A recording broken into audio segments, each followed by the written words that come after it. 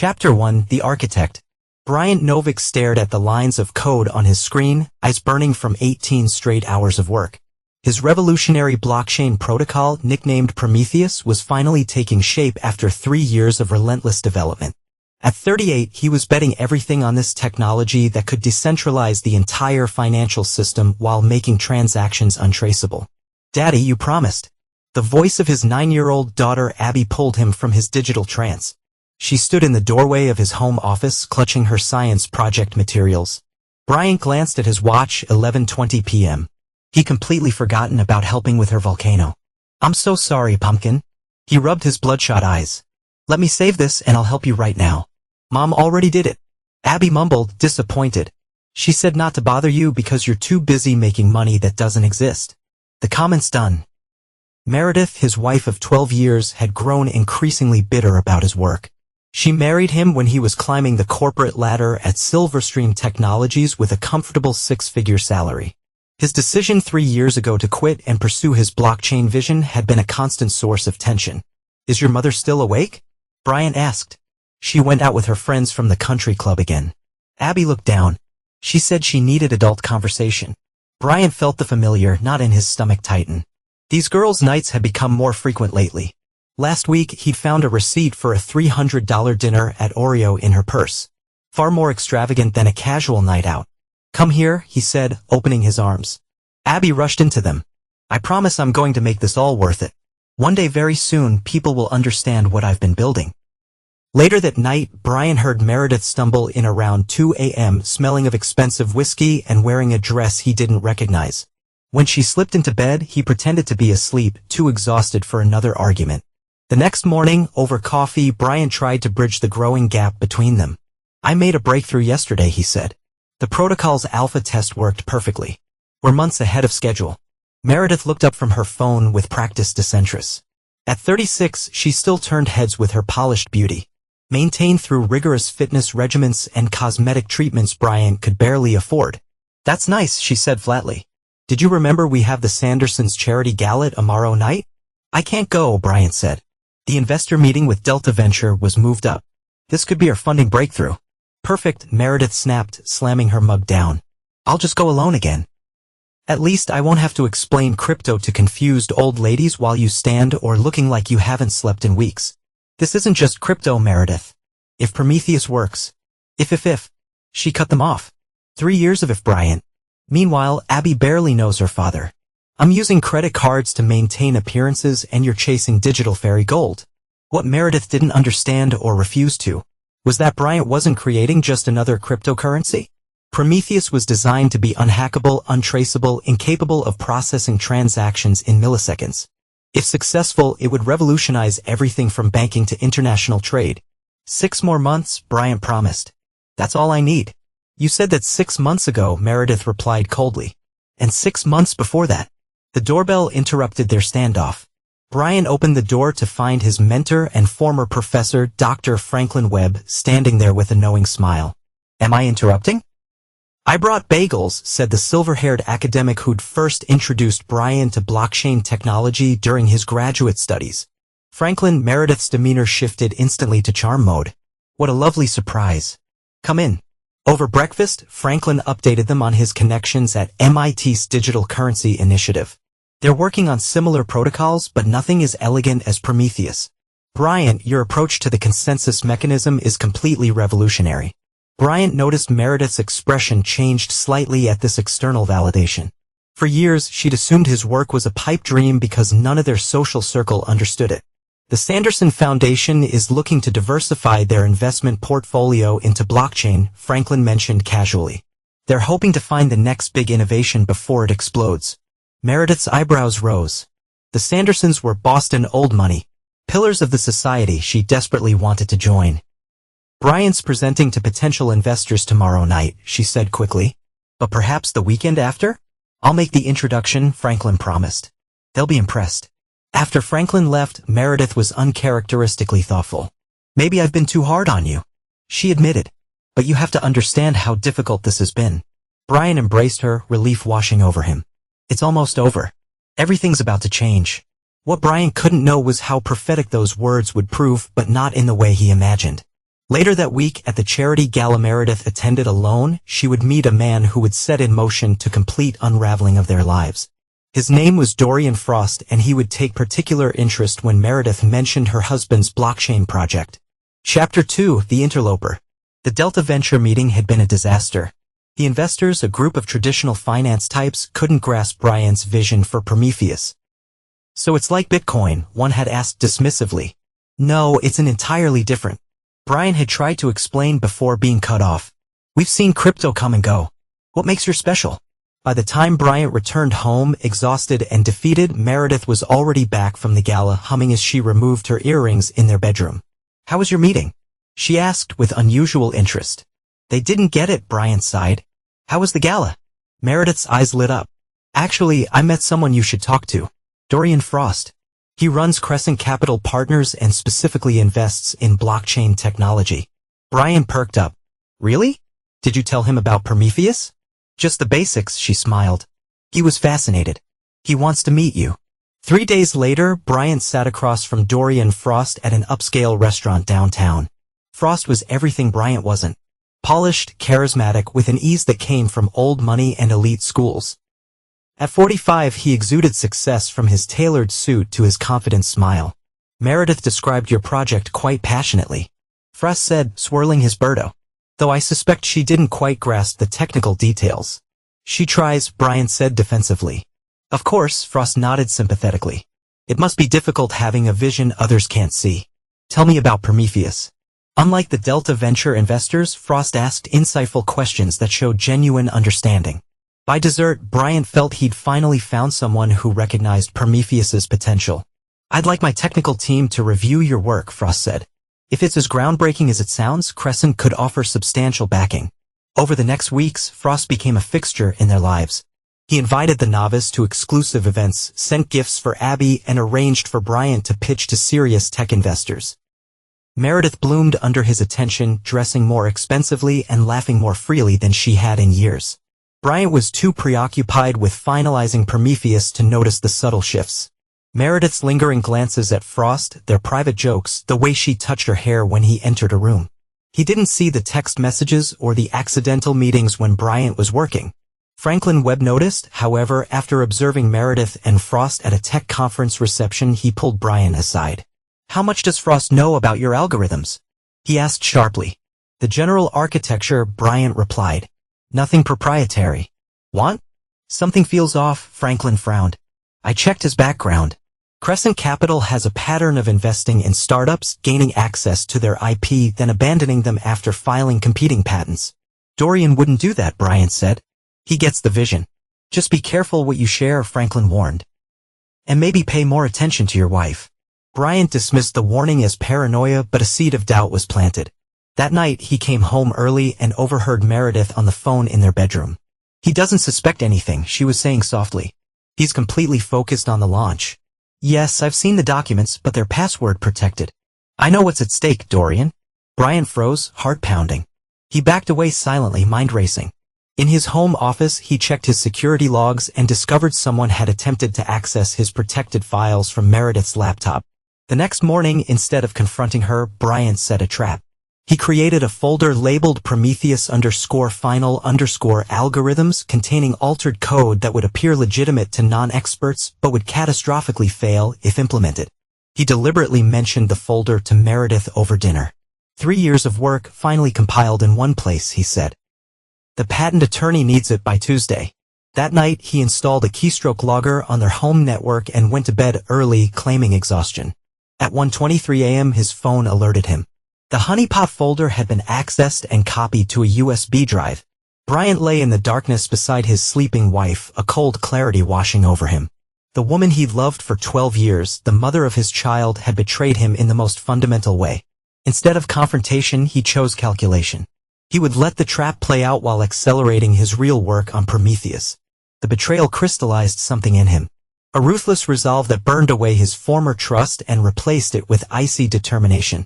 By morning, he had formulated a plan that would not only protect his work but would eventually make Meredith and Frost pay dearly for their treachery. You seem different, Meredith commented over breakfast, studying his face. Bryant smiled pleasantly, just excited. Things are finally coming together. She had no idea how true that statement was, whether the man sitting across from her had fundamentally changed overnight.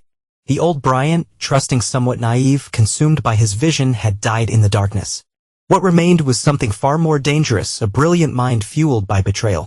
Chapter 3: The Deception. Over the next 2 months, Bryant played an elaborate charade.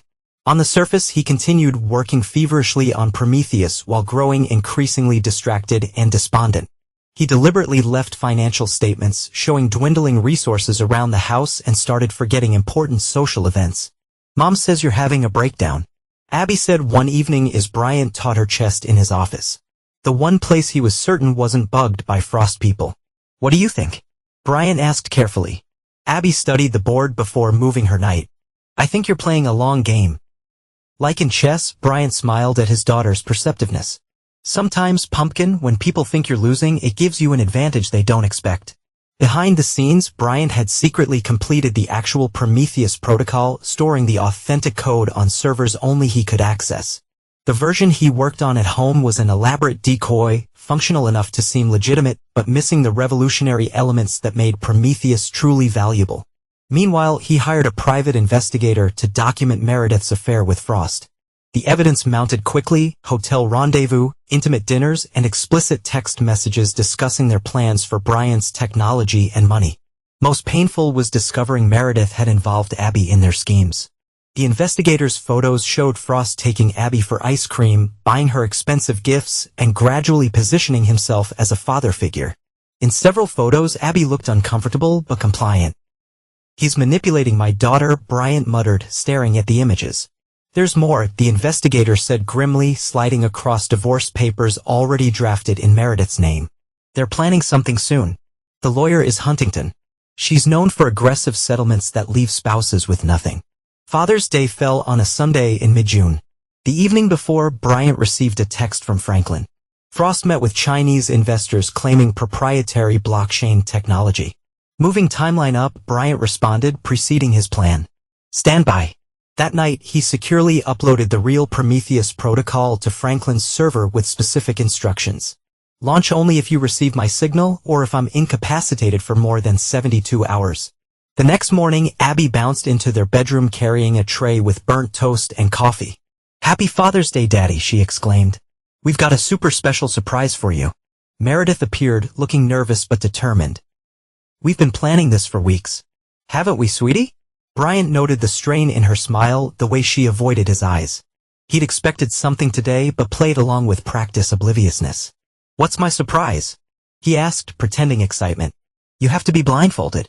Abby giggled, producing a silk tie. "Is this necessary?" Bryant asked, fading reluctance. "No peeking." Meredith insisted, tying it around his eyes. "It's tradition for big surprises." Bryant felt himself being guided downstairs and into their car. The drive lasted approximately 20 minutes before they stopped. "Almost there," Meredith said, her voice tight as she led him into a building and down a hallway. When the blindfold came off, Bryant found himself in an elegantly appointed office facing a stern-looking woman behind a mahogany desk. Dory and Frost sat in a corner chair, attempting to look solemn but failing to hide the triumph in his eyes. "Mr. Novick," the woman said professionally, "I'm Valerie Huntington. Your wife felt the setting might help keep things civil." On the desk lay a stack of documents, divorce papers demanding 75% of all assets and intellectual property, full custody of Abby and their house. "Sign these and we can all move on," Meredith said coldly. "Dorian has kindly offered to mediate." Bryant looked at his daughter, who stood confused by the door, clearly not understanding what was happening. He saw the moment she realized this wasn't a happy surprise. Her face crumbling and betrayal. "You told me we were giving Daddy a special day," Abby whispered. "Growing up business, sweetie," Meredith dismissed her. "Wait in the hall." As Abby left, tears streaming down her face, something hardened permanently in Bryant. He turned to Huntington with surprising calm. "May I review these documents?" For 2 hours, Bryant meticulously read every page while Meredith grew increasingly agitated.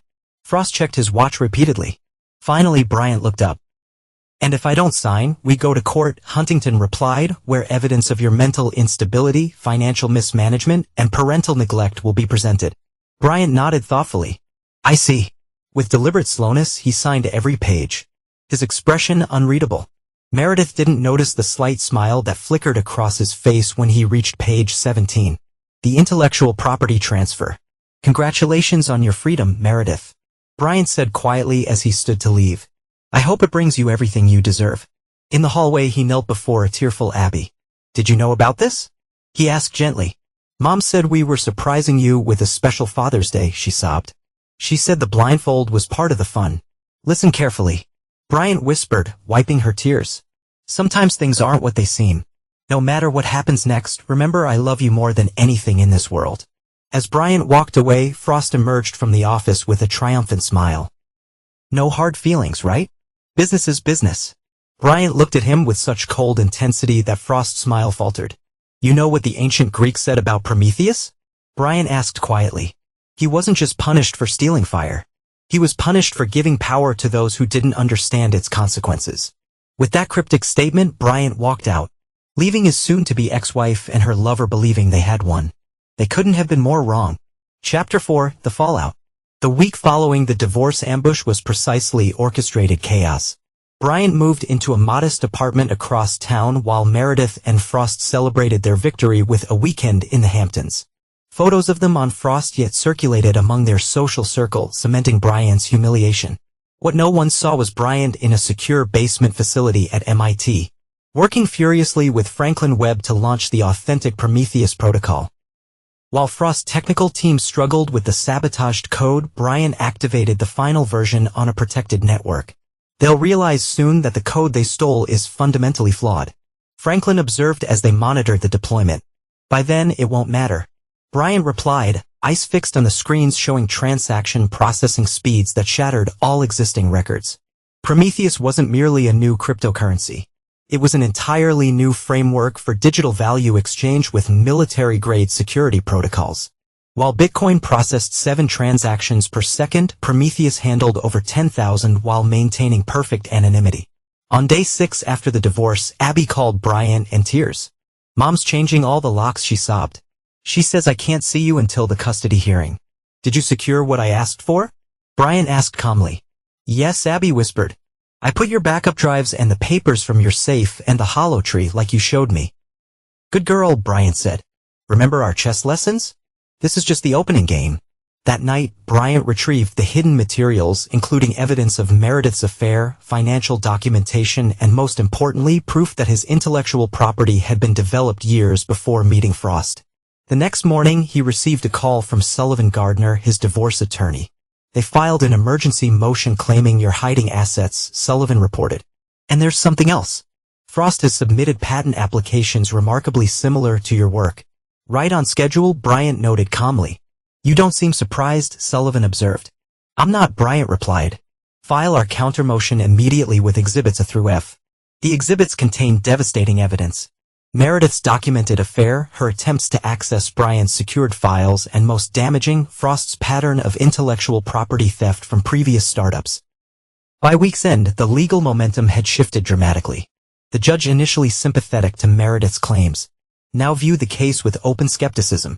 Bryant's apparent cooperation, signing the divorce papers without contest, had created the impression of a man with nothing to hide. Meanwhile, Abby's court-appointed advocate reported the child's distress of being used in the Father's Day deception, further damaging Meredith's custody position.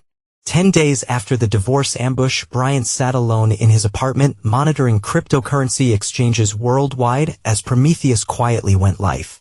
Unlike typical crypto launches with flashy marketing, Prometheus was introduced through trusted channels to specific high-value users seeking absolute transaction privacy. While Frost pursued patents for the flawed technology, the real Prometheus began processing millions and transactions. Its value climbing steadily without drawing attention from mainstream financial media. Bryant's phone rang, Meredith, the first time since the divorce. We need to talk, she said without preamble. Dorian's team says there are problems with the code. What a surprise, Bryant replied flatly. Don't be childish, she snapped. We're offering $50,000 for consultation services to fix the issues. Bryant laughed softly. $50,000 for 3 years of work. Your boyfriend must be getting desperate. $100,000, she countered quickly. Goodbye, Meredith. 2 days later, the offer had risen to $500,000. Bryant ignored each call. focused instead on Prometheus's growth and the careful documentation of Frost's increasingly frantic attempts to salvage the stolen code. While Frost's technical team floundered, the authentic Prometheus protocol gained traction in exclusive financial circles. Its perfect transaction record and unprecedented security features attracting serious attention from privacy-focused investors. 18 days after the divorce, Bryant received an unexpected visitor at his apartment. Abby, who had slipped away during a shopping trip with her mother. "Mom and Dorian fight all the time now," she reported, sitting cross-legged on his couch. "He keeps saying you sabotaged something. And she says he promised he checked the code before." Bryant listened carefully, asking strategic questions that Abby answered with the directness of a child not understanding the full implications. "He has people watching our house," she added. "I saw them in a car outside." Bryant's expression hardened. "Has he threatened you in any way?" "No, but..." Abby hesitated. "Yesterday he said if you wouldn't help fix the problems, they might need to convince you another way." Bryant took photos of a bruise on Abby's arm, where Frost had grabbed her during an argument with Meredith, and immediately called his attorney. "We need an emergency custody hearing," he insisted, "and file for a restraining order against Frost." The next day, the cryptocurrency world woke to news of a mysterious new protocol showing transaction volumes that dwarfed established networks. Speculation about the creator of Prometheus spread through financial channels, with particular interest from Chinese investors who had recently been approached by Frost with promises of revolutionary technology. 23 days after the divorce, Bryant sat in court as temporary custody of Abby was transferred to him following the revelation of the bruising incident and Abby's testimony about the hostile environment. Meredith, disheveled and clearly stressed, approached Bryant in the courthouse hallway. "What have you done?" she hissed. "Dorian says the Prometheus code is completely worthless. His investors are threatening legal action." "How unfortunate," Bryant replied without emotion. "Perhaps you should have verified what you were stealing before you stole it." "We're ruined," she said, her voice breaking. "The house is mortgaged to fund development. Dorian's investors want their money back, and now I've lost Abby too." For a moment, Bryant almost felt pity. Then he remembered the Father's Day ambush, the months of betrayal, the manipulation of his daughter. "Chessless and number one," he said quietly. "Never assume you understand the game your opponent is playing." As he walked away with Abby's hand in his, Bryant received a text from Franklin. "Prometheus just crossed 1 billion in transaction volume. Time to go public." Bryant smiled down at his daughter. "How would you like to see your dad's work finally pay off? Will it make you happy again?" she asked. "I'm already happy," he said, squeezing her hand. "I have what matters most." What he didn't say was that his happiness now coexisted with something darker. A cold determination to see his betrayers face the full consequences of their actions. The real game was just beginning. Chapter 5, The Ascension. Bryant chose an unassuming name for his corporate entity, Prometheus Systems. He established it using a complex web of LLCs that obscured his direct ownership while maintaining absolute control. From a converted warehouse space that served as both office and temporary home for him and Abby, he began building his empire. "Why are we living here instead of getting a nice house?" Abby asked one evening, doing homework at a folding table while Bryant monitored international crypto exchanges. "What does chess teach us about appearing weak when you're strong?" Bryant countered. "Make your opponent underestimate you." She replied promptly. "Exactly. Right now everyone thinks your dad is a broken man who lost everything." In reality, Bryant's position strengthened daily. Prometheus's underlying protocol processed over $3 billion in transactions in its first month, generating substantial mining fees that flowed through untraceable channels back to Prometheus Systems. Meanwhile, Frost faced mounting disasters. The Chinese investors who had fronted $20 million for the revolutionary blockchain technology discovered the code was fundamentally flawed. Their subsequent lawsuit named both Frost and Meredith, freezing their assets pending resolution. Meredith, now living in Frost's downtown penthouse, faced her own crisis when the divorce court appointed a forensic accountant who discovered she had diverted household funds to private accounts for months before the divorce. Bryant tracked these developments through his attorney while methodically executing Phase 2 of his plan, legitimizing Prometheus for mainstream adoption.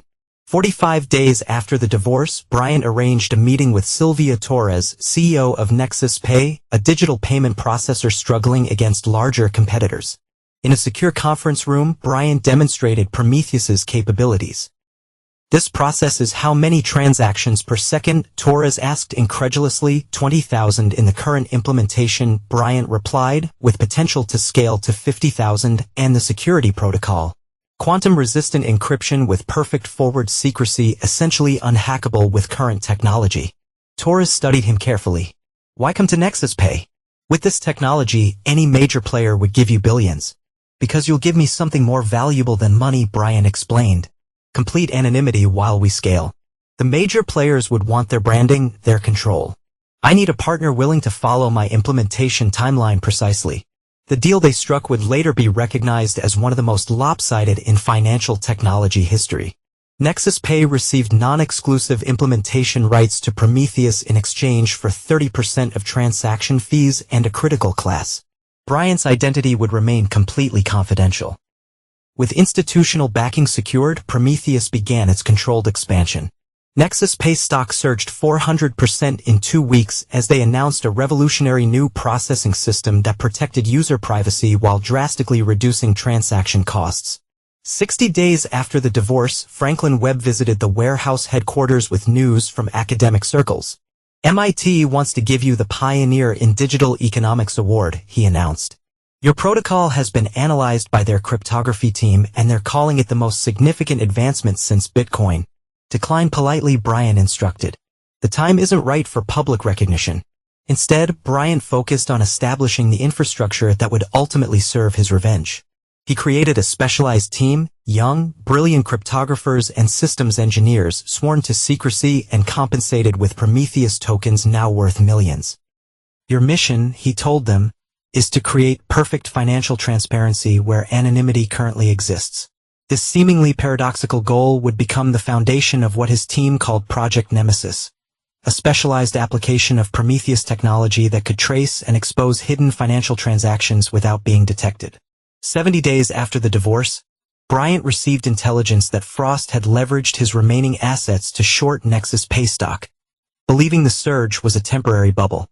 The irony wasn't lost on Bryant. Frost was now financially betting against the very technology he had tried to steal. While Prometheus flourished, Bryant maintained his modest lifestyle with Abby, now attending a new school where she was thriving away from the toxic environment of her mother's home. The custody arrangement allowed Meredith supervised visitation, which she increasingly canceled as her financial and legal troubles mounted. "Does Mom not want to see me anymore?" Abby asked after the third consecutive cancellation. "Your mother is going through a difficult time," Bryant answered carefully. "Some people find it hard to face those they've heard."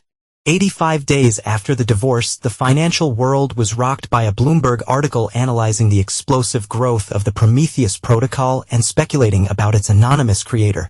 The piece estimated the unknown developer's holdings at approximately $3.7 billion, making them one of the wealthiest individuals in cryptocurrency.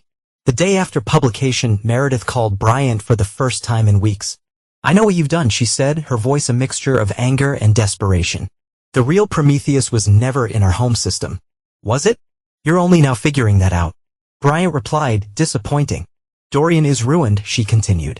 "The investor lawsuits, legal fees, we're selling the penthouse. He blames me for not getting better access to your work." "How tragic," Bryant responded without inflection. "I assume that's why you've been canceling visitations with Abby." "I can't face her," Meredith admitted, her voice breaking. "Not like this, broke, being evicted with legal troubles. This isn't the life I wanted." "Choices have consequences, Meredith. You chose Frost. You chose deception. You chose to use our daughter in your schemes." "I made a terrible mistake," she whispered. "Is there any way we could?" "No." Bryant interrupted with finality. "There isn't." After hanging up, Bryant received an alert from his monitoring system. Someone had attempted to access his old email accounts and financial records. The source traced back to Frost's private server. Bryant smiled coldly. Even facing complete ruin, Frost was still searching for leverage. Still believing he could outsmart the man he had so grievously underestimated. "Time for the endgame," Bryant murmured, opening his secure messaging system to activate the final phase of Project Nemesis. 90 days after the divorce, Bryant Novick disappeared completely from public view. His modest apartment emptied overnight. Abby was temporarily placed with Franklin Webb, who cited a family emergency requiring Bryant's immediate attention overseas. In truth, Bryant had moved to a secure compound outside Seattle where Project Nemesis entered its final implementation stage.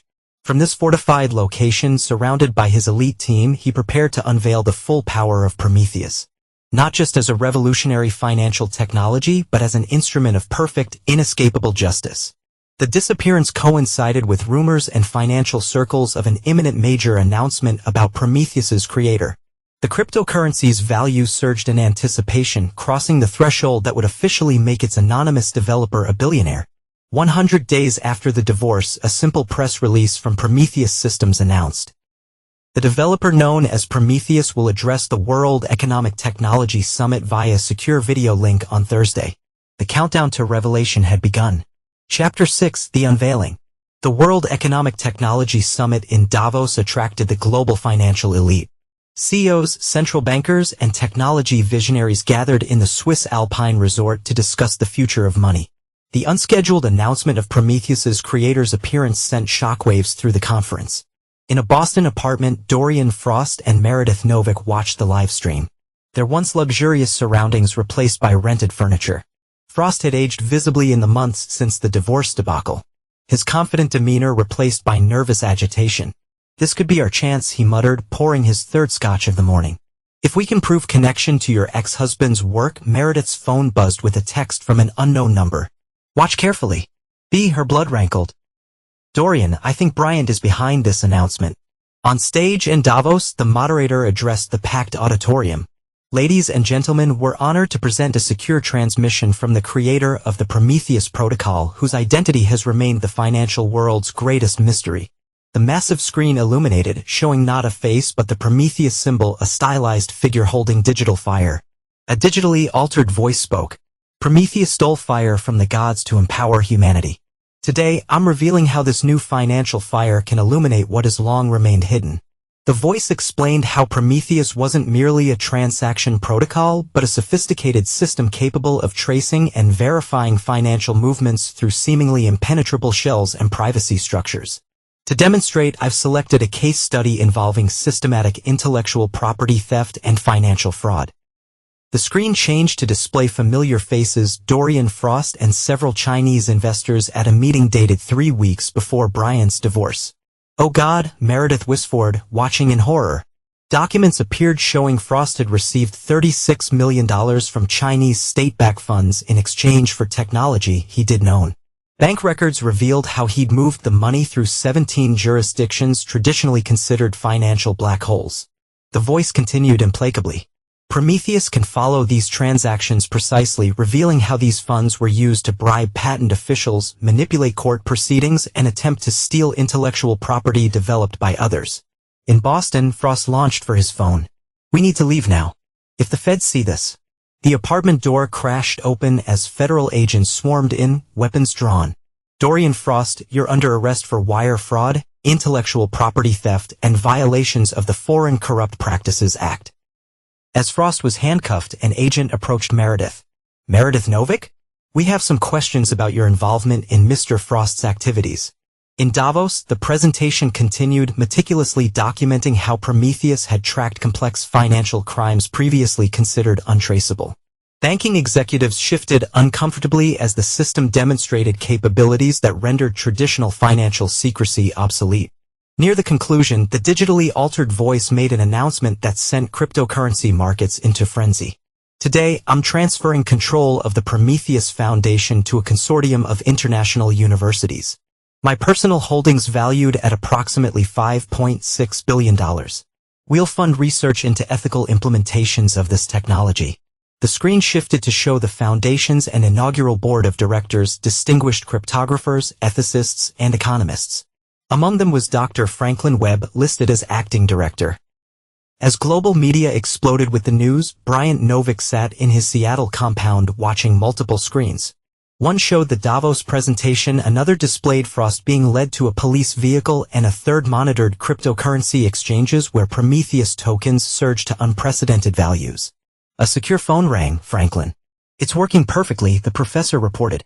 The Justice Department is already requesting access to Prometheus for their Financial Crimes Division. They'll have it, Bryant replied, with specific limitations.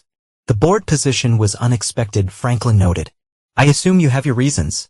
Someone I trust needs to guard against misuse, Bryant explained. Power corrupts, even digital power. After hanging up, Bryant opened his laptop to check one final operation: the complete financial destruction of those who had betrayed him. Frost assets were now frozen by federal authorities. The Chinese investors faced their own government's wrath for a failed operation, and Meredith. Bryant had been more surgical with her. Rather than criminal charges, he'd ensured complete financial ruin. Her credit was destroyed, her reputation in tatters, her expensive tastes now impossible to maintain.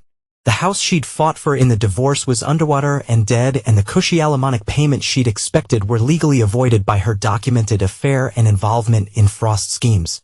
The revenge Bryant had crafted wasn't merely about punishment. It was about irreversible consequence. There would be no recovery for Frost or Meredith. No second chances, no redemption narrative. They had tried to destroy him and had instead destroyed themselves. Bryant's phone lit up with a familiar number. Meredith again. The first of what would become 78 increasingly desperate calls over the next week. He declined without hesitation as he packed a suitcase. Tomorrow, he and Abby would move into their new home. A modest but comfortable lakeside property chosen for its security rather than ostentation. Bryant had no interest in the trappings of wealth that had so obsessed Meredith. That evening, as news channels worldwide reported on the crypto-billionaire divorce connection, Bryant sat with Abby watching the sunset over the Seattle skyline. Is it over now? She asked, intuitive as always. The hard part is, Bryant confirmed, putting his arm around her shoulders. Mom called my school today, Abby said quietly. She was crying, asking about me. Bryant considered his response carefully. The ruthlessness that had driven his revenge didn't extend to poisoning his daughter against her mother, despite everything. Your mother made terrible choices, he said finally. But she does love you in her way. Can I see her sometimes? If you want to, Bryant replied. That's your choice to make. What about you? Abby asked, will you ever forgive her? Bryant looked out at the darkening sky, his expression hardening. No, Abby. Some betrayals don't get forgiveness. The media never connected Bryant Novick to the Prometheus protocol. As far as the world knew, the brilliant developer remained anonymous. His identity one of the great mysteries of the financial world. Only a small circle, Franklin Webb, Bryant's core development team, and eventually Abby, when she was old enough to understand, knew the truth. That the man who had revolutionized global finance had done so partly to create the perfect vehicle for justice against those who had betrayed him. And justice, in Bryant Novick's world, came without mercy. Chapter 7, The Reckoning. Recent divorce, say single dad become crypto billionaire.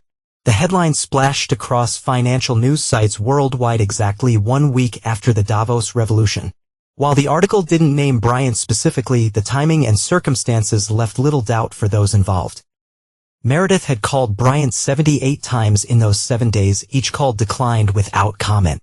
The Prometheus Foundation opened headquarters in Cambridge, Massachusetts, with Dr. Franklin Webb guiding its integration into legitimate financial systems.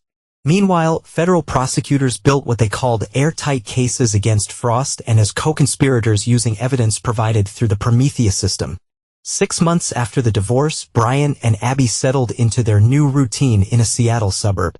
Their home, modern but understated, sat on 5 secure acres beside a private lake. Bryant worked remotely as a blockchain consultant. His connection to Prometheus known to only a trusted few. Dad, someone's here to see you. Abby called one Saturday morning. She says she's your ex-wife. Bryant found Meredith standing in their entryway, significantly changed from the polished socialite who had orchestrated his humiliation. Her designer clothes had been replaced by off-the-rack basics. Her perfect highlights grown out. Her confident posture diminished. How did you find us? Bryant asked coldly. A private investigator, she admitted. It took most of my remaining money. You shouldn't be here, Bryant said, ushering her outside where Abby couldn't overhear. Our communication goes through attorneys. They've frozen all Dorian's assets.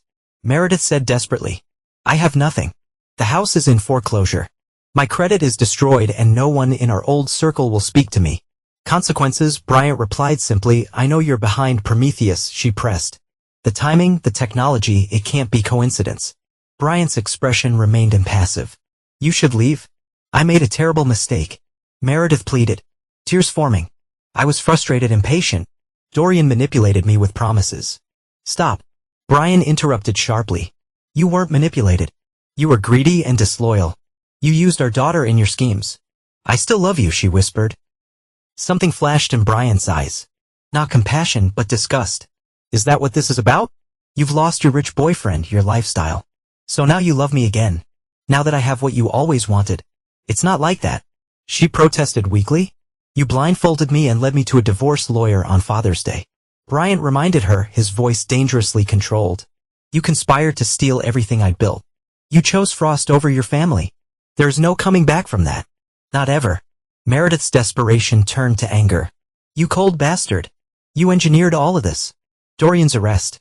My financial ruin. For revenge. No, Brian corrected. I simply built something revolutionary while protecting what was mine. What happened to you and Frost was your own doing. After Meredith left, Brian found Abby waiting inside, clearly having overheard parts of the conversation. Mom looked really sad, she observed. She is sad, Brian acknowledged. Sometimes people make choices that lead to sadness. Like choosing the wrong person, Abby asked with unsettling perception. Yes, Bryant confirmed. Like that. That evening, Bryant received a call from Franklin Webb with disturbing news. Frost made bail this afternoon. His legal team claimed prosecutorial misconduct. How? Bryant demanded. The evidence is irrefutable. They're arguing the Prometheus tracking violated privacy laws. Franklin explained. It's tenuous, but it bought him temporary freedom. I'm more concerned about his mental state. He was overheard making threats against you specifically. Bryant intensified security measures at their home, but refused to disrupt Abby's routine. We don't live in fear, he told his security chief.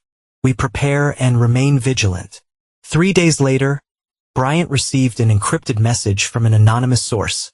Surveillance photos of him and Abby at her school, at grocery stores, at her soccer practice. The message contained one line. You took everything from me. Now we're even. Bryant immediately moved Abby to their secured lake house while he implemented a counter-surveillance operation. Using Prometheus's capabilities, he tracked the digital footprint of the threat to a motel outside Seattle where Frost had checked in under a false name. Rather than involving authorities, Bryant visited the motel himself with 2 private security contractors, former Special Forces operators who now worked for Prometheus Systems. The confrontation in room 114 was brief but definitive. Frost, unshaven and clearly unhinged, reached for a weapon but was quickly subdued. You ruined me. Frost bad as he was pinned to the floor. Everything I built gone? You built nothing. Bryant replied coldly. You're a thief who finally stole from someone who could fight back. Bryant confiscated Frost's laptop, which contained not only the surveillance photos but detailed plans to kidnap Abby for ransom. The evidence was anonymously delivered to the U.S. Marshal Service, resulting in Frost's bail being revoked and additional charges filed.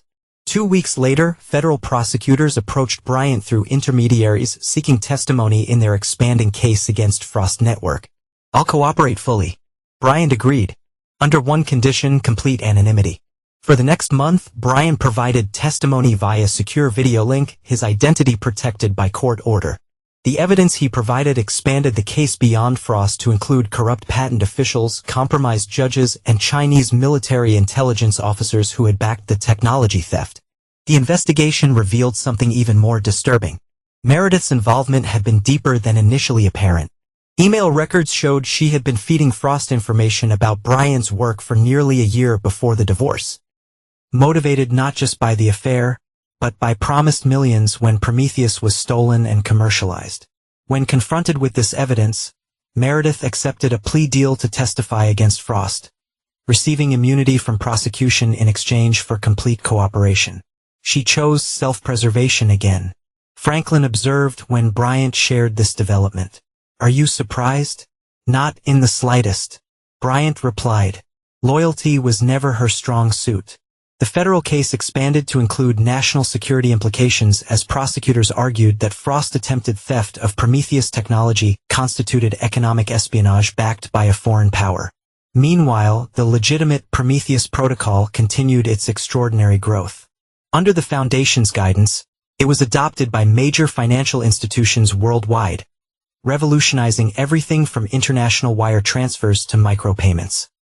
Bryant's initial vision, a transparent yet secure system that democratized financial access, was being realized beyond even his ambitious expectations. 9 months after the divorce, Bryant received a formal letter from the Senate Banking Committee requesting the creator of Prometheus testify regarding its implications for financial regulation. Through Franklin, Bryant declined. The technology speaks for itself, his official response stated. Its creator's identity is irrelevant to policy considerations. In truth, Bryant had no interest in public recognition. His focus remained on 2 priorities: raising Abby in a stable, secure environment and ensuring Prometheus fulfilled its potential without being corrupted by political or corporate interests. 1 year after the Father's Day betrayal, Bryant sat on his lakeside deck watching Abby swim with friends from her new school. His phone vibrated with breaking news. Dorian Frost had been sentenced to 27 years in federal prison for fraud, economic espionage, conspiracy, and attempted kidnapping. There was no satisfaction in the news, only a sense of completion. The man who had plotted to steal his life's work, who had corrupted his wife and threatened his daughter, was facing justice. Later that evening, Abby found Bryant working in his home office. "Dad, are we rich?" she asked bluntly, sitting on the edge of his desk. "Tommy says his dad thinks you're secretly a billionaire." Bryant closed his laptop and gave her his full attention. "What do you think?" "I think we live in a nice house, but not a mansion," she reasoned. "I don't have a pony or a private jet, so either we're not rich or you're weird about money." Bryant laughed, a genuine sound that had become more common recently. "Maybe both are true. Money is just a tool, Abby. It can't make you happy by itself, but you did create Prometheus, right?" she pressed. "The thing everyone's talking about. What makes you think that?" "Uncle Franklin has a Prometheus Foundation coffee mug," she explained, "and you always get this look when it's on the news, like you're trying not to smile." Bryant studied his perceptive daughter. At 10, she'd already endured more upheaval than most children, yet had emerged resilient and insightful. "If I did create it," he said carefully, "it would need to remain a secret. Some secrets protect the people we love." Abby nodded solemnly, "Like how we don't tell people where we live or what you really do." "Exactly like that." That night, Bryant received an email from Meredith. Her first written communication since their confrontation months earlier. The message was brief. "I'm leaving for a fresh start overseas. Please tell Abby I'm sorry for everything. I won't contact you again." Bryant didn't respond. Some chapters needed to stay closed. The next day brought news that would accelerate Bryant's carefully constructed endgame. The Justice Department announced a specialized financial crimes unit dedicated to using Prometheus technology to track previously untraceable transactions. They're requesting direct technical support from the Foundation. Franklin reported, "This is what you've been waiting for. Implement Phase 3, Bryant instructed. "It's time." Phase 3 represented the culmination of Bryant's vision for Prometheus. Not merely as a cryptocurrency or transaction protocol, but as an instrument of fundamental change in how economic power functions worldwide. The blindfold had been lifted not just from Bryant's eyes, but from the global financial system itself. The darkness where corruption and theft once flourished was now illuminated by the fire he had created. And like the mythical figure whose name he had borrowed, Bryant Novick had stolen fire from the gods of finance and given it to humanity, knowing full well the personal costs such defiance would demand. He had paid that price willingly. And unlike those who had betrayed him, he had emerged not just intact, but transformed. Chapter 8: The Illumination. 18 months after the divorce, the Prometheus Protocol had fundamentally altered the global financial landscape. Traditional tax havens struggled to justify their existence when Prometheus could track money through previously impenetrable structures. Corruption networks found their once secret financial pipelines exposed to authorities using the technology. Bryant watched this transformation with quiet satisfaction from his carefully guarded privacy. While speculation about Prometheus's creator continued in financial media, Bryant's identity remained protected by an extensive security apparatus and legal firewalls. The International Monetary Fund is implementing Prometheus for cross-border transaction monitoring. Franklin reported during his monthly visit to the Seattle compound. They're calling it the most significant advancement in financial transparency since the creation of modern banking. And the resistance? Bryant asked, knowing the protocol's disruptive power had created powerful enemies. Diminishing. Franklin confirmed. When the Swiss banks adopted it last quarter, the remaining holdouts lost their primary argument against implementation. What neither discussed openly was the secondary system Bryant had developed alongside the public Prometheus protocol, a private monitoring network that gave him unprecedented visibility and a global financial movements, including those of the people who had betrayed him. Through this system, Bryant tracked the aftermath of his revenge with clinical detachment. Frost's legal appeals had been denied. His remaining assets seized by government agencies.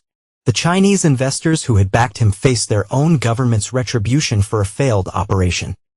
Meredith had indeed left the using her immunity deal to avoid prosecution, but finding herself essentially stateless.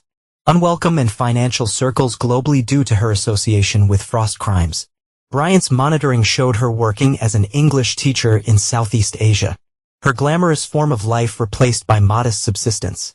The completeness of this reversal should have brought satisfaction, but Bryant found only a hollow emptiness when he considered his ex-wife's fate. The love he had once felt had been completely exiled, replaced not with hatred, but with something perhaps more final. Absolute indifference. His focus remained firmly on Abby and on guiding Prometheus's evolution from behind the scenes. Now 11, Abby had blossomed in their new life, excelling academically and showing particular aptitude for mathematics and computer science. Like father, like daughter, Franklin observed after Abby showed him an algorithm she developed for her science project. Bryant's life had found a new equilibrium structured around Abby's school schedule. His remote work guiding Prometheus development and the quiet security of their lakeside home. He dated occasionally, always carefully vetted women who never learned the full extent of his work or wealth. You deserve happiness too, Franklin told him during one of their chess matches. Not just success. Bryant moved his knight with deliberate precision. I'm happy. I have Abby, meaningful work, and peace. That's more than most achieved. The conversation was interrupted by an urgent call from Bryant's security chief. Unauthorized individuals have been detected surveilling the perimeter of their property. Government, Bryant asked. Firstly, negative, the security chief replied. Initial assessment suggests private operators. Professional but not agency trained. Bryant immediately initiated their security protocol. With Abby brought to the house's secure core while surveillance drones deployed to identify the intruders. The thermal imaging showed 3 individuals in tactical positions around the property perimeter. Rather than calling local authorities, Bryant activated his private security team. Former intelligence operatives who protected key Prometheus personnel. Within 20 minutes, the intruders have been captured and secured in a boathouse at the edge of the property. Their equipment and communications suggested a sophisticated private intelligence operation. Who hired you? Bryant demanded, standing before the restrained man. We don't know. The team leader replied after calculating his options. Cutout protocol. Payment through anonymous cryptocurrency. Ironic. Bryant noted coldly. Check their equipment for any non-standard modifications. A thorough search revealed specialized surveillance technology with components traced to a defense contractor with Chinese military connections. The same group that had backed Frost's attempted theft of Prometheus. They never stopped looking for you. Franklin realized when Bryant shared this information. The Chinese government still wants the creator of Prometheus. They won't find him. Bryant replied with quiet confidence. But this means we accelerate the contingency plan. The contingency had been prepared since Prometheus first launched. A complete legal and digital separation between Bryant, Novick, and his creation. Through a complex series of transactions and legal structures. Ownership of the Prometheus protocol was irrevocably transferred to the nonprofit foundation with Bryant's contribution anonymized through multiple layers of protection. Even if his identity was discovered, no one could prove he had created Prometheus or lay claim to the technology. His personal wealth, substantial but deliberately kept below levels that would attract attention. With similarly insulated through trusts and legal structures designed to withstand any investigation. What about Abby? Franklin asked. She knows. She understands operational security better than most adults. Bryant replied. But we'll take additional precautions. Those precautions included a full security audit of Abby's digital footprint. Enhanced physical security at her school and contingency relocation plans if their current residence was compromised. 2 days after the security breach, Bryant received an encrypted message from an unexpected source. Roland Pears, a former colleague from Silverstream Technologies who now work for the National Security Agency's Cyber Command. Need to meet. Matter concerns your former wife and Divergent. The meeting took place at a secure NSA facility outside Seattle.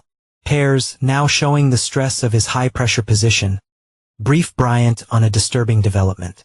Frost has been communicating with Chinese intelligence from prison. Pears explained, spreading surveillance transcripts across the table.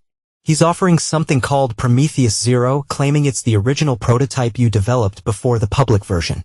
Bryant's expression remained neutral, though internally he processed this new threat. Prometheus Zero doesn't exist. We know that. Pears confirmed. But the Chinese are interested enough to have arranged a reduced sentence for Frost through back channels. He's being released to house arrest next month, officially for health reasons. And Meredith's involvement. She returned to the U.S. last week. Pears said, sliding across surveillance photos showing Meredith at Los Angeles International Airport. Our intelligence suggests she's the proposed intermediary for whatever Frost is planning to sell. Why tell me this? Bryant asked directly, what does the NSA want? Pears leaned forward. Officially, nothing. This meeting never happened. Unofficially, we need to know if there's any validity to Frost's claims. Could he have access to early versions of your work that might be valuable to foreign actors? Bryant considered the question carefully before answering. No. But he's desperate enough to construct an elaborate fiction. That's our assessment as well. Pears nodded. However, the threat to you and your daughter is very real. Frost blames you for everything. And he'll soon have considerably more freedom of movement. After the meeting, Bryant initiated the final security protocol he had hoped never to use. Complete digital and physical dissociation. Within 48 hours, he and Abby would relocate to a prepared fallback position impossible to connect to Bryant Novick or Prometheus. Is this like witness protection? Abby asked as they packed essential items. Similar, but better, Bryant explained. We're not running away. We're disappearing on our terms with our resources intact. Before leaving, Bryant made one final arrangement through secure channels. A comprehensive intelligence package delivered to federal prosecutors detailing Frost's ongoing criminal activities and his connection to foreign intelligence services. Will this be enough to stop him? Franklin asked when Bryant shared the plan. No. Bryant replied honestly. But it will distract him long enough for us to implement the final solution. The final solution wasn't merely escape or protection. It was the complete neutralization of the threat Frost represented. Bryant had spent months developing a specialized application of Prometheus technology designed to track and expose every digital and financial action Frost took upon his release. 26 months after the Father's Day betrayal, Dorian Frost emerged from federal prison ostensibly for medical treatment under house arrest. That same day, Bryant and Abby Novick disappeared completely from their Seattle compound, leaving no digital or physical trace of their destination. What remained behind was an automated system monitoring every aspect of Frost's communication, movement, and financial activity. A digital panopticon from which he couldn't escape. 3 days after Frost's release, he met with Meredith at a nondescript hotel in Portland. Their conversation captured by Bryant's surveillance system revealed the desperation driving them both. The Chinese will pay $20 million for even partial Prometheus code. Frost insisted. We just need to deliver something convincing enough to get payment up front. There is no Prometheus Zero. Meredith reminded him. It was always a bluff to get you out. They don't know that. Frost countered. We create convincing documentation, deliver encrypted files that appear legitimate and disappear with the money before they realize they've been conned. And Bryant? Meredith asked. He'll know instantly what we've done. By then, we'll be beyond his reach, Frost promised. New identities, new lives, in a non-extradition. What neither realized was that their entire conversation was being routed through servers controlled by Bryant's system. Every word parsed and analyzed, every plan countered before it could be implemented. When Frost contacted his Chinese handlers, the communication was subtly altered, the meeting location changed, the verification protocols manipulated. When he attempted to create false Prometheus documentation, invisible markers were inserted identifying the fraud. From a secured location thousands of miles away, Bryant watched this digital chess game unfold, always 3 moves ahead of his opponents. Is this revenge or justice? Franklin asked during one of their secure calls. At this point, Bryant replied, the distinction is academic. It's survival. 30 days after Frost released, he and Meredith traveled to Macau for their scheduled meeting with Chinese technology ministers. Instead, they were met by internal security agents who had received comprehensive evidence of Frost's attempt to defraud the Chinese government. Within hours, both Frost and Meredith had disappeared into China's opaque detention system beyond the reach of American authorities or legal representation. Bryant received confirmation through intelligence channels that both had been charged with fraud, attempted espionage, and crimes against the Chinese economic system. Charges that typically resulted in long sentences at remote prison facilities. "It's over," Franklin said when the news was confirmed. "They can never threaten you or Abby again." Bryant's response was characteristically measured. It was always going to end this way for them. People who survived by betrayal eventually ran out of trust to exploit. 3 months later, in a villa overlooking the Mediterranean, Bryant watched Abby swimming in their private home. Their new identities were flawless. Their security comprehensive but unobtrusive. The fortune Bryant had accumulated remained accessible through structures impossible to trace to either his former or current identity. As the architect of a financial revolution, he could have claimed public recognition and the adulation that would have accompanied it. Instead, he had chosen this quiet exile, protective of the peace he had carved from chaos. That evening, as they watched the sunset from their terrace, Abby asked the question that had been forming in her mind for weeks. "Are we ever going back to our real lives?" Bryant considered the question carefully. "This is our real life now. The people we were before exist only in memories." "What about Mom?" Abby asked. "Will we ever know what happened to her?" Bryant had shielded Abby from the full truth about her mother's fate, telling her only that Meredith had chosen to follow Frost overseas. "Your mother made choices that took her beyond our reach," he said finally. "Some people can't escape the consequences of their actions." "Did you love her once?" Abby pressed, showing the perceptiveness that sometimes startled even Bryant. "Very much," he admitted. "But people change, or perhaps show their true selves eventually." "Will you ever forgive her?" Abby asked, echoing a question she had asked years earlier. Bryant's answer remained unchanged, his voice carrying the same resolute finality. "No, Abby. Some betrayals don't get forgiveness." The Mediterranean sunset painted the sky in brilliant oranges and purples as they sat in companionable silence. Bryant had lost much: his name, his home, the public recognition for his creation. But he had protected what mattered most: his daughter and the revolutionary technology that would continue transforming the world long after the names Bryant Novick, Meredith Lancaster, and Dorian Frost had been forgotten. The fire he had stolen from the gods now burned brightly across the global financial system, illuminating darknesses that had previously seemed impenetrable. And like the mythological figure whose name he had borrowed, he had accepted exile as the price for his defiance of the established order. Unlike Prometheus, however, Bryant had escaped the eagle sent to devour him. He had turned their hunger against them, ensuring that those who had sought to destroy him were themselves destroyed. It was not forgiveness. It was not mercy.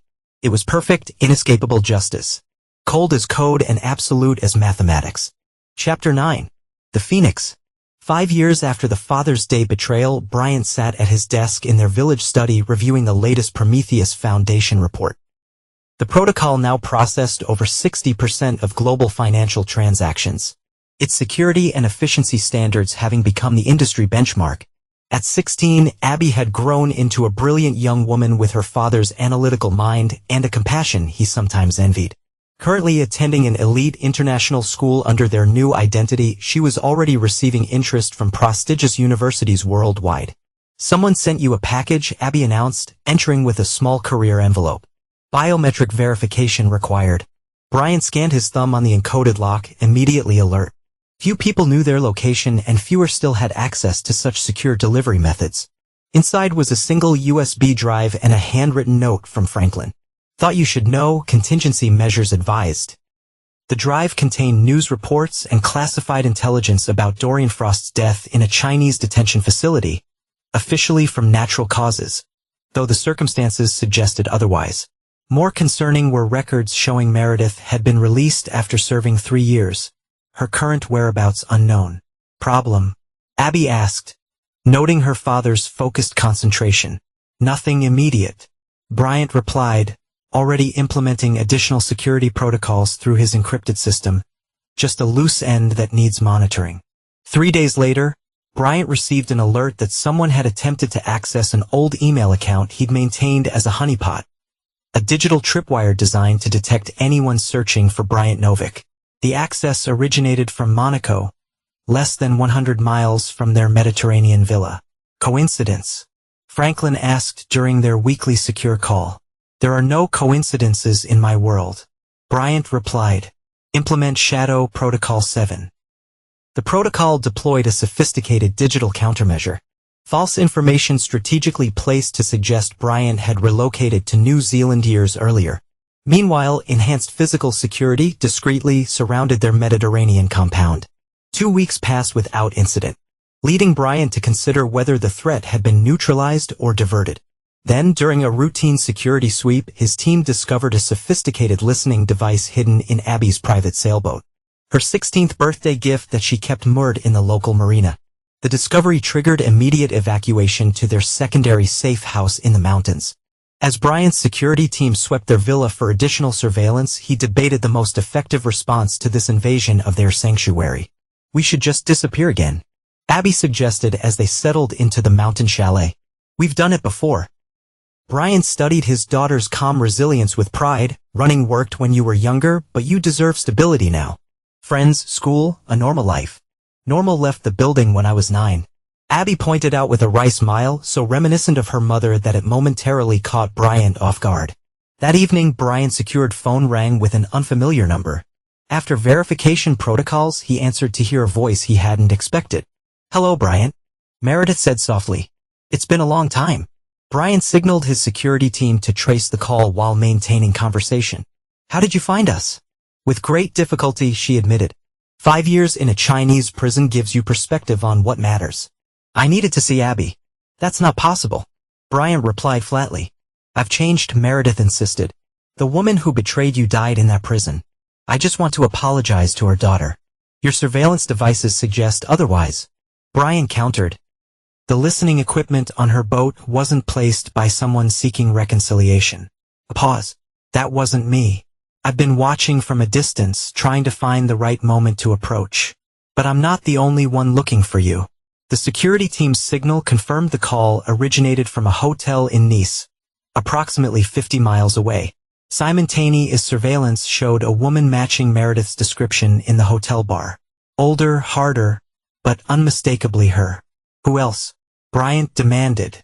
Frost had partners you never identified, Meredith explained urgently. People who invested millions in stealing Prometheus before you exposed him. They blame you for their losses and Frost's death. Why should I believe you? Because I'm here telling you instead of hiding, she replied. And because whatever happened between us, Abby is still my daughter. Bryant ended the call without commitment, immediately enhancing security around the chalet while his team vetted Meredith's claims. Within hours, they had confirmation. Surveillance photos showed 3 known associates of Frost's Chinese backers had arrived in Nice 2 days earlier. A deeper investigation revealed disturbing connections to a private military contractor known for extraction operations and targeted eliminations. She's telling the truth, Bryant concluded after reviewing the evidence, though her motives remained suspect. Rather than retreating further, Bryant made an unexpected decision. After 5 years of hiding and reactive security, he would eliminate this final threat permanently. Implement Cerberus, he instructed his security chief, authorizing a protocol developed but never previously activated. Cerberus represented the offensive capability of Bryant's security apparatus, a coordinated operation using digital weapons, financial pressure, and if necessary, physical intervention to neutralize threats at their source. The first phase deployed custom permeaceous analytics to identify the financial structures backing the operation against him. Within hours, the system had mapped the complete network, shell companies, proxies, and ultimately the 3 primary financiers behind the threat.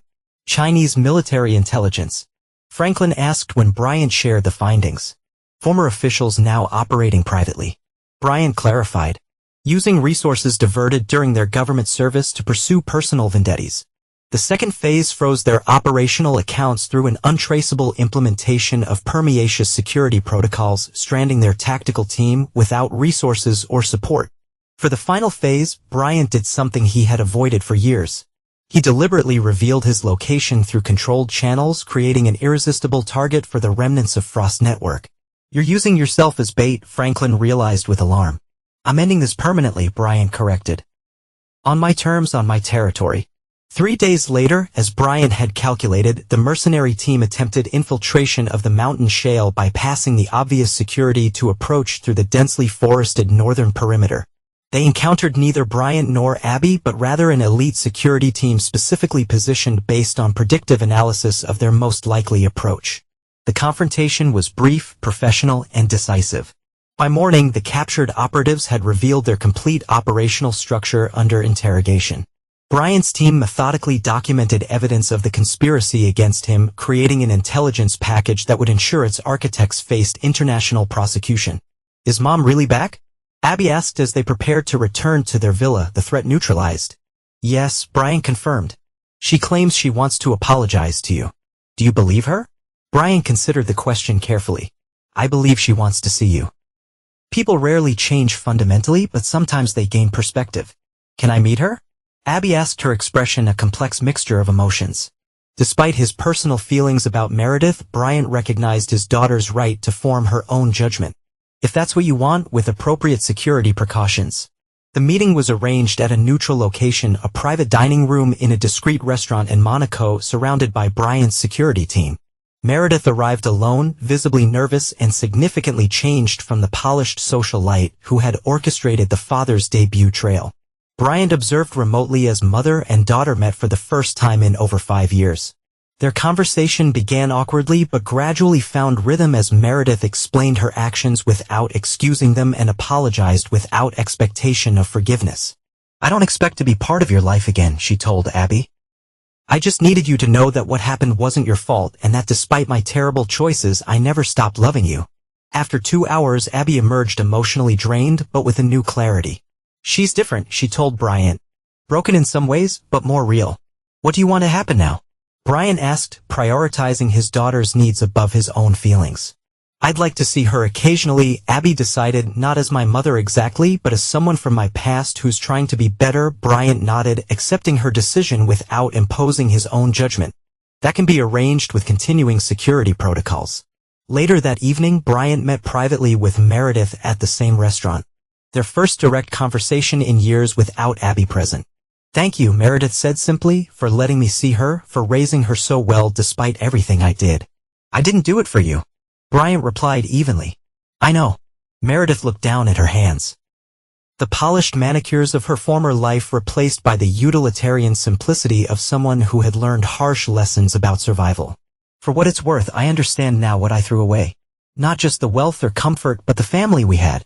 "Understanding doesn't change the past," Bryant observed. "No," she agreed quietly. "Some things can't be undone, but I needed to warn you about the people looking for you. Whatever you might think of me." Bryant studied her carefully. "Why risk yourself for us after everything?" "For Abby," Meredith answered without hesitation. "And because after 5 years in a Chinese prison watching Frost destroy himself with bitterness and revenge fantasies, I finally understood what you knew all along. Betrayal destroys the betrayer as surely as the betrayed." Bryant didn't offer forgiveness or reconciliation. Those possibilities had died years ago in a lawyer's office on Father's Day. Instead, he provided something more practical. Security arrangements that would protect Meredith from the remaining elements of Frost's network while maintaining controlled contact with Abby. "This isn't redemption," he made clear. "It's pragmatism. Abby wants this connection, so I'll facilitate it with insecure parameters." "I understand," Meredith nodded. "I don't deserve forgiveness. I'm just grateful for any role in her life." However limited, as they concluded their conversation, Meredith asked one final question. "Was it worth it? Creating something revolutionary while knowing it would cost you your identity, your normal life?" Bryant considered the profound transformation of his existence, from ambitious developer to betrayed husband to invisible architect of a financial revolution. "It wasn't a choice," he answered finally. "Prometheus needed to exist and I was equipped to create it. The cost was high, but the alternative was surrender." 1 month later, Bryant stood on the terrace of their Mediterranean villa watching Abby skillfully navigate her sailboat across the bay. The threat from Frost's network had been permanently neutralized, their security reconfigured to allow measured freedom while maintaining protection. Franklin joined him, having flown in for their quarterly strategy session on Prometheus's ongoing evolution. The Foundation is proposing a new implementation focusing on climate finance tracking, Franklin reported. The protocol's ability to verify carbon offset transactions could revolutionize environmental markets. Bryant nodded approvingly. Implemented. That's exactly the kind of application I envisioned. And the personal side. Franklin asked carefully, how is Abby handling reconnecting with Meredith? Better than expected, Bryant acknowledged. She's mature enough to understand complex motivations and set her own boundaries. And you? Any second thoughts about allowing Meredith back into your orbit? Bryant shook his head decisively. She's in Abby's orbit, not mine. I'll never trust her again, never forgive the betrayal. But Abby deserves the chance to make her own judgments. As the Mediterranean sun set behind them, Bryant reflected on the path that had brought him here. The blindfold that had once symbolized his deception had ultimately revealed a harsh truth.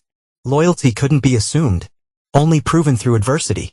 The Bryant Nova who had been ambushed on Father's Day years earlier no longer existed.